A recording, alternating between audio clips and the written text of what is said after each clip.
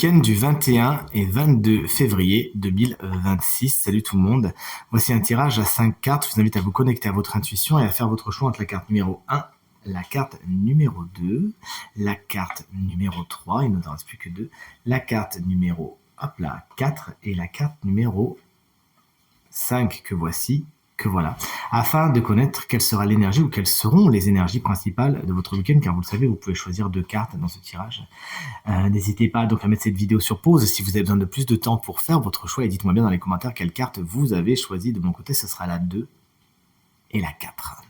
Carte numéro 1, si vous l'avez choisie, elle se présente à l'envers, on est sur un 7 de pentacle.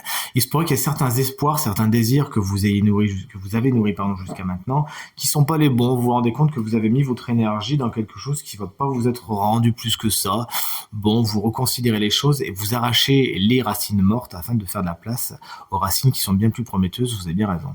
Carte numéro 2, si vous l'avez choisi, tout comme moi, on est sur un as d'épée, mais il se présente à l'envers. C'est une fausse bonne idée. Vous aviez une idée, il faudrait peut-être la retravailler. C'est pas qu'elle est si mauvaise que ça, mais c'est que en tant que tel, il va falloir rebosser un petit peu les contours d'eux afin de lui donner vraiment vie dans la matière. Vous voyez ce que je veux dire? Une carte qui vous explique que vous pourrez être dans un espèce de flou artistique ce week-end. Vous ne voyez pas les choses telles qu'elles sont. C'est pas donc le moment de prendre des décisions. Attendez que les nuages se dissipent ou éventuellement souffler dessus. La carte numéro 3 est très positive. On est sur un 6 de bâton, un week-end au cours duquel vous êtes entouré. Vous pourriez fêter quelque chose, fêter une victoire, puisque c'est une carte qui nous parle de récompense, qui nous parle de gratitude. Donc peut-être que c'est vous qui êtes au centre d'eux, ou peut-être que vous fêtez la victoire ou quelque chose de positif par rapport à quelqu'un.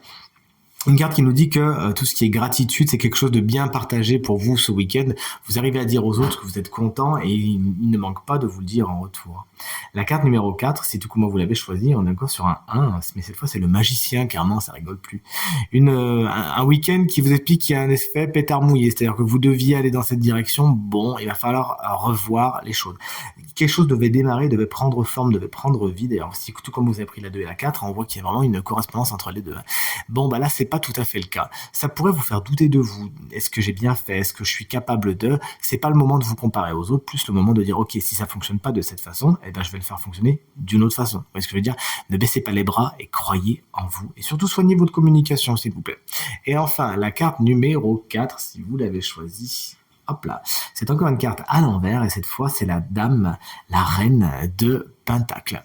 En tant qu'énergie, elle vous explique que vous pourriez vous stresser par rapport au matériel et au financier. Alors ça va, peut-être que vous êtes stressé toute la semaine. Prenez-en 5 ce week-end et détendez-vous. Pensez à autre chose, ça vous fera du bien, sinon vous allez vous faire des nœuds au cerveau.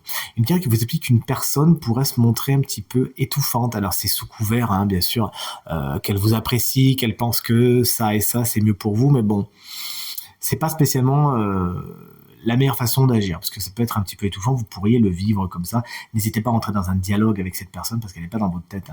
Souvent, cette personne peut être signe de terre, d'ailleurs, avec les pentacles, c'est-à-dire Taureau, Vierge, Capricorne, pas toujours, mais souvent.